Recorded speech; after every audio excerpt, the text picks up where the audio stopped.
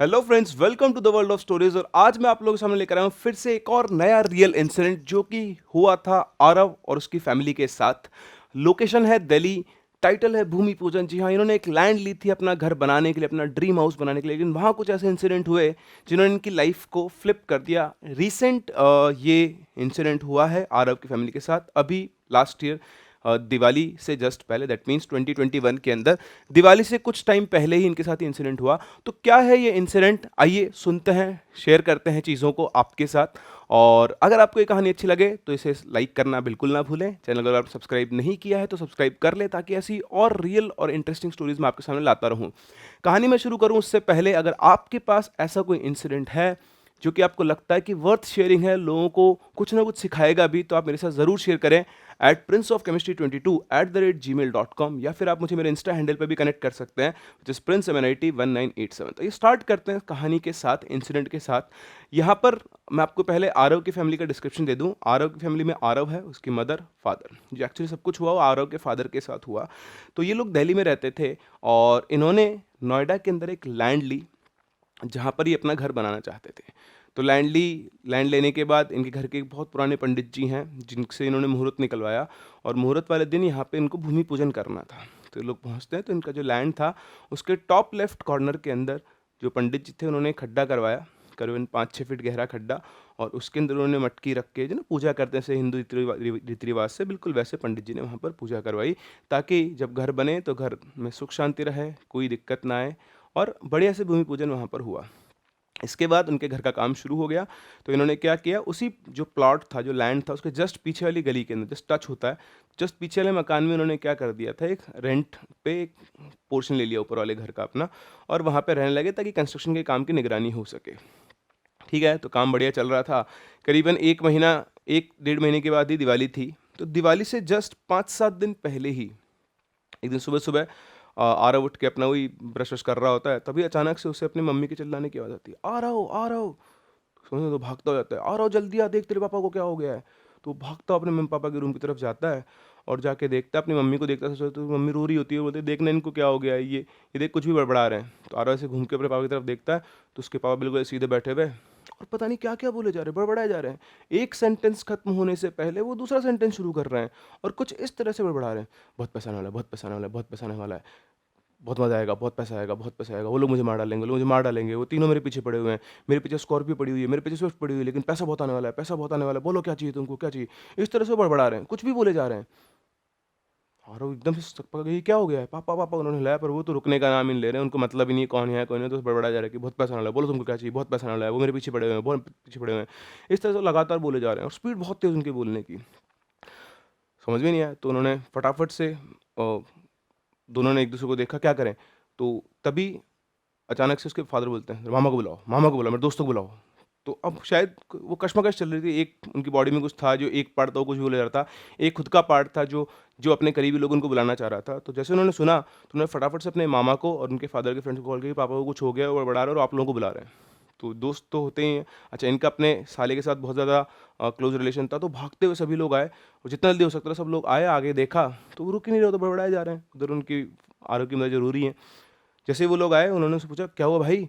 तो उनको देखकर वो थोड़ा सा नॉर्मल हुए, है ना, उन्होंने बड़बड़ाना बंद किया, थोड़ा नॉर्मल हुए। तो सबने उनसे पूछा कि क्या हुआ। तो बोलते क्या हुआ, कुछ भी तो नहीं हुआ। तो तुम ऐसे बड़बड़ा क्यों रहे थे।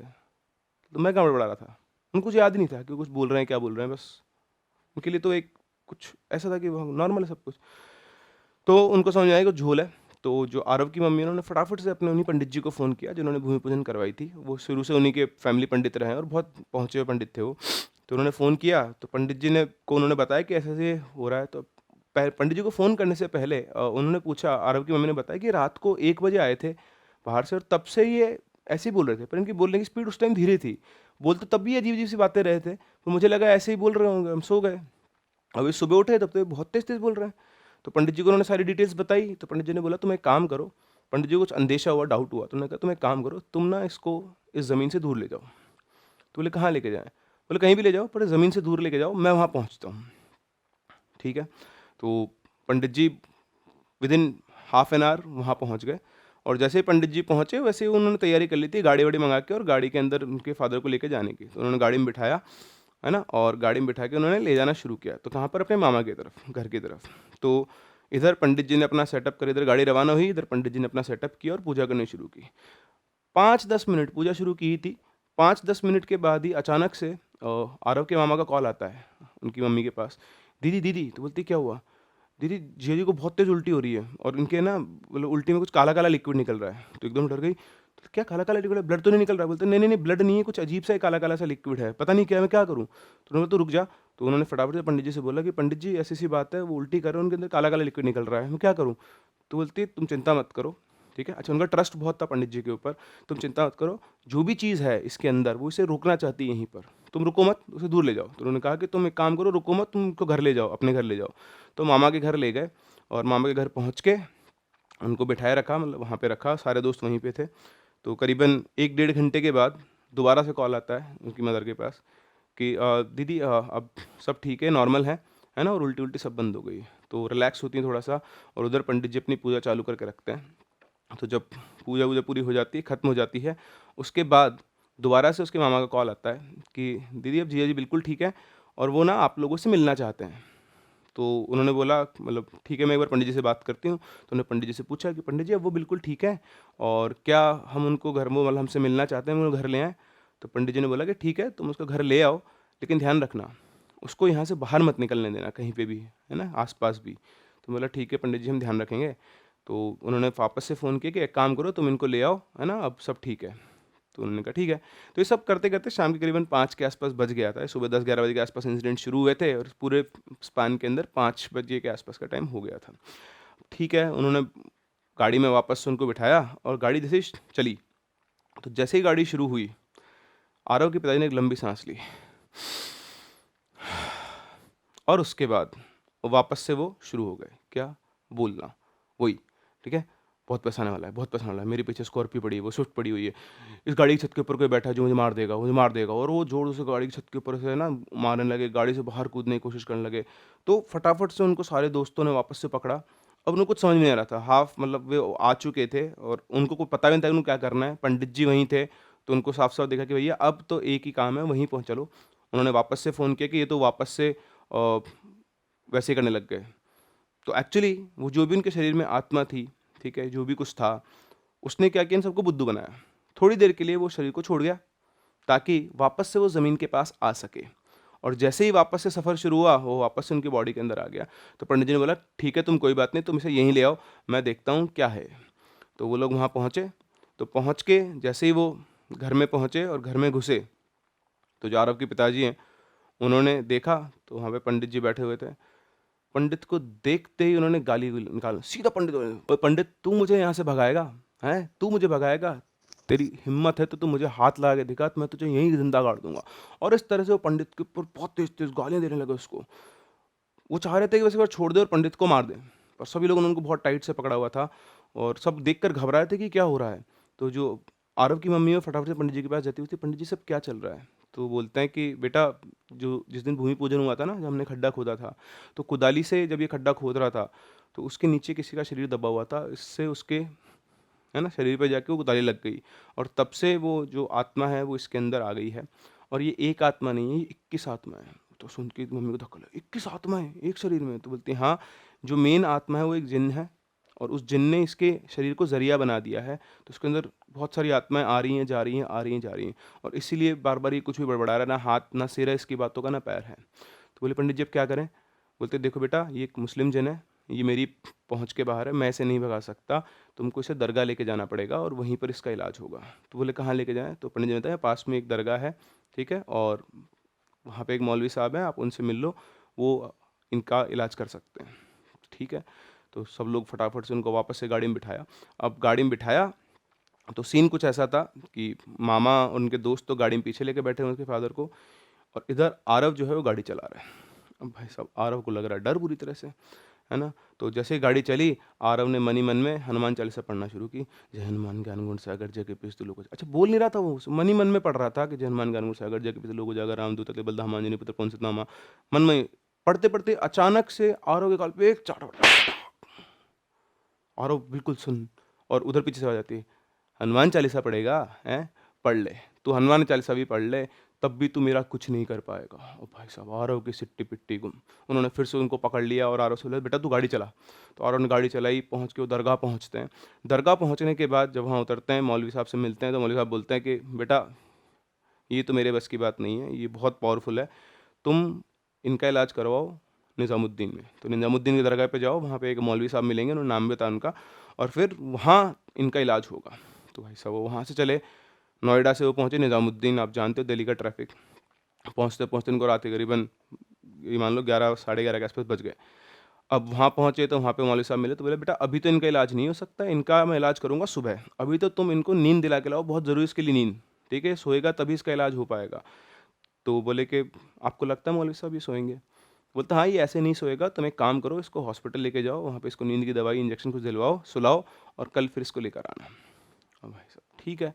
तो दरगाह से निकले, 12 साढ़े 12 के आसपास वहाँ से बच गए, और वहाँ से उन्होंने निकल के हॉस्पिटल ढूंढना शुरू किया। तो ये जो उनके शरीर के अंदर जिन था, जो आत्मा थी, उसने पहले ही निकलते ही बोल दिया तुमको जितना घूमना है घूम लो, तुमको 4:30 बजे से पहले कोई हॉस्पिटल नहीं मिलेगा। और जो उसने बोला वही हुआ। वो घूमते रहे, कोई हॉस्पिटल उनको मिला ही नहीं, मतलब है ना, जो उनको एडमिट कर ले, उनको ले ले। 4:30 बजे जाकर उनको एक हॉस्पिटल मिला, उस हॉस्पिटल में उनको लेकर गए, इनके टेस्ट करवाए, तो जो पीपी की मशीन है वो एरर दिखा रही है ना। ब्लड निकालने के लिए निडल आए तो ब्लड निकाल ही नहीं पा रहे, वो निकल ही नहीं रहा है ब्लड, निडल खाली खाली आ रही है, समझ में नहीं आ रहा उनको कि टेस्ट के लिए ब्लड भी नहीं ले पा रहे हैं, बाकी बीपी मशीन रीड ही नहीं कर रही। तो फाइनली फिर उन्होंने डॉक्टर समझाया कि डॉक्टर साहब ये टेस्ट वेस्ट आप रहने दो, आप सिर्फ एक छोटा सा काम कर दो, इनको नींद की दवाई का इंजेक्शन दे दो ताकि ये सो जाएं, और कल इनका हम इलाज वहाँ पे दरगाह पे करवाएंगे। तो डॉक्टर ने बोला ठीक है भाई, जैसा आप लोग चाहो। तो बड़ी मुश्किल से उन्होंने इंजेक्शन लगाया उनके नींद का, और नींद का इंजेक्शन लेने के भी 1 घंटे बाद कहीं जाकर वो सोए। जब वो सोए फिर सभी लोग उनको घर लेकर गए, लेकर अगले दिन वो दरगाह पहुँचे। तो दरगाह पहुँचे तो जो बड़े मौलवी साहब थे वो मिले, उन्होंने बताया कि इसमें कोई 21 आत्माएं नहीं है, इसमें एक ही आत्मा है जो कि एक जिन है, ठीक है, और वो जिन ही जो है वो बार बार रूप बदल बदल कर इसके अंदर आ रहा है और इसको परेशान कर रहा है, और सीधी सी बात है ये चाहता है कि वो ज़मीन जो है वो इसी की है, वो उस पर कोई नहीं आए। तो बोला इसका क्या करें? बोले कुछ नहीं है, मैं तुमको इलाज बता रहा हूँ, ठीक है। तो उन्होंने कुछ अपना उसके ऊपर किया, मंत्र वगैरह फूँके, और उसके बाद उन्होंने कहा कि तुम जाओ अब घर, अब ये तुमको परेशान नहीं करूँगा। एक ताबीज़ बना के दिया उन्होंने, और एक छोटी सी कटोरी दी, ठीक है। उस छोटी सी कटोरी को उन्होंने दिया कि ये कटोरी तुम अपने पास रखो, और उसके बाद जब भी तुम घर से बाहर निकलो तो इस कटोरी को साफ़ पानी से भरना, और उसको पी के उसके बाद ही इस घर से बाहर निकलना। तो उन्होंने जो उपाय बताए, उन्होंने वो सारे उपाय किए, और धीरे धीरे उसके पापा ठीक हो गए थोड़े दिनों में, 10-15 दिनों में। और आज भी जब भी वो घर से बाहर जाते हैं, अब वो वहीं पे बन रहा है उनका घर, अब वो दिक्कत नहीं है कोई भी ऐसी, ठीक है। तो मौलवी जी ने बहुत बढ़िया उसका उपाय किया, और उन्होंने मुझसे शेयर तो नहीं किया एग्जैक्टली क्या उपाय, बट ये एक उपाय उन्होंने मुझे बताया कि उनको एक छोटी सी कटोरी दी। आज भी जब वो उस घर से बाहर जाते हैं तो उस कटोरी के अंदर साफ़ पानी भरते हैं, और पानी को पीकर ही उस घर से बाहर निकलते हैं। तो ये थी एक इंसिडेंट जो आरव की फैमिली के साथ हुई, और कैसे उन्होंने अपना ड्रीम हाउस बनाने की जो लैंड ली थी, उस लैंड से कोई स्पिरिट जो थी उनके साथ लैच हो गई थी, जो एक जिन था, और उसने उनको इतना परेशान किया, बट फाइनली जो गॉड की पावर होती है उसके आगे वो भी कुछ नहीं कर पाया। और जो लोग ऐसा हीलर्स होते हैं, एक्चुअली बेसिकली क्या होता है ना, 2 तरह के फंडे होते हैं इसमें भी, जो फेथ हीलर्स होते हैं बेसिकली, जो इसमें साइंस में एक आर्टिकल पढ़ रहा था ऐसे ही, तो उसमें जिनका ही केस था वो, तो कई बार साइंस उसको एक्सप्लेन करता अलग तरीके से, पर कुछ इंसिडेंट ऐसे भी हैं जिनको साइंस एक्सप्लेन नहीं कर पाता है। तो ये ऐसा ही कुछ इंसिडेंट था, ऐसे ही एक इंसिडेंट हुआ था एक लेडी के साथ भी, जो 25 ईयर्स के आसपास की एज थी। तो उसके अंदर एक पोजेशन हो गया था जिन का। जनरली जिन के पोजेशन में आदमी बहुत तेज़ तेज़ बोलने लगता है, अजीब सी लैंग्वेज बोलना शुरू करता है ना, जो उसको आती नहीं वो लैंग्वेज भी बोलना शुरू कर देता है। तो डॉक्टर्स ने उसके बहुत सारे टेस्ट किए हॉस्पिटल के अंदर, सब कुछ किया, दवाइयाँ दी, इलाज चलाया, कुछ नहीं हुआ। फिर उसके बाद वो एक फेथ हीलर के पास गए, मतलब जो अपने मौलवी साहब हैं ऐसे ही उनके पास गए, और वहाँ पर जाकर उन्होंने क्या किया कि इलाज करवाया। तो जो 6 महीने 7 महीने से डॉक्टर्स कोशिश कर रहे थे, उसको उन्होंने 1 महीने में ठीक करके वापस भेज दिया। तो ऐसा भी हुआ, लेकिन एक केस ऐसा भी हुआ जहाँ पर मौलवी ने बहुत ट्राई कर लिया, उससे ठीक नहीं हुआ, लेकिन बाद में उसकी मेडिकल हिस्ट्री निकली। तो बहुत डिबेटेबल टॉपिक्स हैं, क्या हो सकता है क्या नहीं हो सकता है, लेकिन जिन लोगों के साथ होता है उन लोगों को सफ़र तो करना ही पड़ता है, और ऐसा ही कुछ सफ़र किया आरव की फैमिली ने। आई होप आप लोगों को ये स्टोरी पसंद आई होगी, ये इंसिडेंट आप लोगों को समझ में आया होगा, और ऐसी कोई स्टोरी अगर आपके पास भी है तो मेरे साथ ज़रूर ज़रूर ज़रूर शेयर करें।